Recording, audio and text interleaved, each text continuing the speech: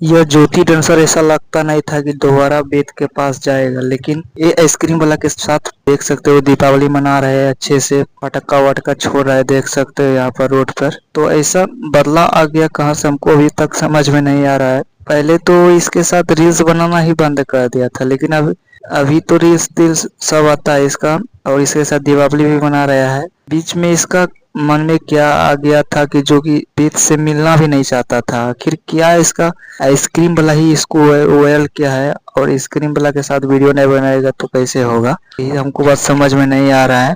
और ये ज्यादातर अभी शूटिंग करने में बिजी रहता है, वो सोचता है कम टाइम में हम है ना पूरा फेमस हो जाएंगे। फेमस तो ऐसे भी है, लेकिन हम ज्योति डांसर से एक बात कहना चाहते हैं कि फेमस तो तुम अच्छे हो अभी, लेकिन ठीक है, लेकिन कभी घमंड मत करना। अगर घमंड करोगे फिर राहुल मंडल के जैसा हाल होगा। समझ सकते हो राहुल मंडल का कैसा हाल हुआ था, चुटकी में फेमस होता है ना, वो चुटकी में गायब भी होता है। तो इसलिए ज्यादा घमंड मत करना। अगर आप शूटिंग भी कर रहे हो तो उसके साथ भी मिलना जरूरी है, इसलिए सब बात मैं इसलिए बोलता हूँ, जिसके चलते सब लोग तुमको पूछ रहे हैं, उसी को छोड़ देगा तो बाद में तुम पछताओगे, इसलिए बोल रहे यार। जब तक उसके साथ रहोगे, अब वायरल रहोगे, तो कोई पूछने वाला नहीं है।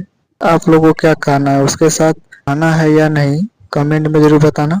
वीडियो अच्छे लगे तो लाइक कर देना, चैनल में नए है तो सब्सक्राइब जरूर करना। मिलते हैं नेक्स्ट वीडियो में।